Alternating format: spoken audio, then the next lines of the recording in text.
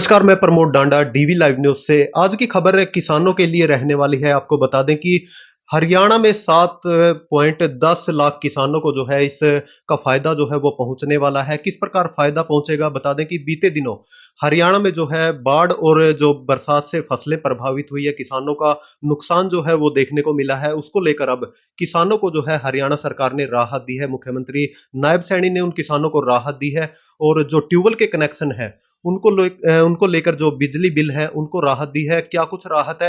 SDO हमारे साथ है मौजूद है। सर नमस्कार। नमस्कार, मेरा नाम संदीप आहूजा है, मैं एसडीओ अजराना हूँ, बिजली बोर्ड से। तो सर जिस प्रकार हरियाणा सरकार ने राहत दी है बिजली बिलों को ट्यूबवेल कनेक्शन को लेकर, क्या कुछ राहत दी है?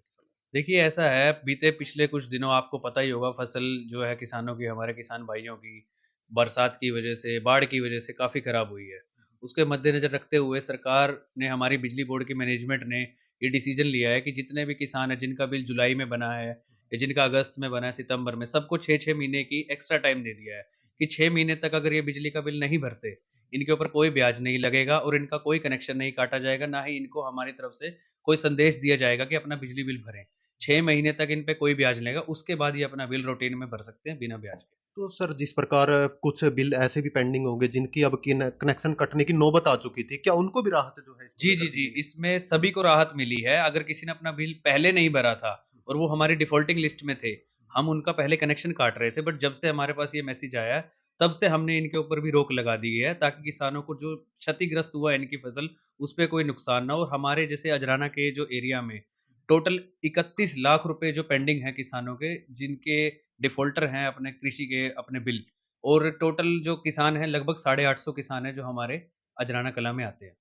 तो सर जिस प्रकार ये 6 महीने की राहत जो किसानों को दी है, क्या इसको कोई ब्याज माफ़ी की भी कोई राहत कुछ ऐसी सामने आई है? जी, जी, जी, बिल्कुल, अगर इस अमाउंट पर कोई ब्याज नहीं लगेगा। जो ये बिजली का बिल इनका बनेगा, जुलाई में बना होगा या जिसका अगस्त में बना होगा या अभी रिसेंटली सितंबर, अक्टूबर में भी बने हैं, उन पे कोई भी ब्याज नहीं। अगर किसी किसान का ₹1200 बिल है, वो 6 महीने के बाद भरना चाहता है, तो 1200 ही भरने तो पड़ेंगे बात उसको। करें मतलब जो राहत दी है वो सिर्फ़ बाढ़ और बरसात के चलते जो प्रभावित हुआ है उस दौरान दी जी, गई जी, है। जी, बिल्कुल, बिल्कुल, तो बिल्कुल। कितने किसानों को मानते हैं कि इसका फ़ायदा जो है वो होगा सर? देखिए, ऐसे जैसे अभी आपने बताया, टोटल हरियाणा के लगभग सवा 7 लाख किसानों को फ़ायदा होगा, जो मेरे अजराना सब डिवीज़न के अंतर्गत आते हैं, जहाँ पर 50 गाँव के करीब हैं। टोटल लगभग 850 के करीब किसान हैं और उसपे 31 लाख रुपए जो खड़ा है, उसको उतना अमाउंट उनको फ़ायदा होगा।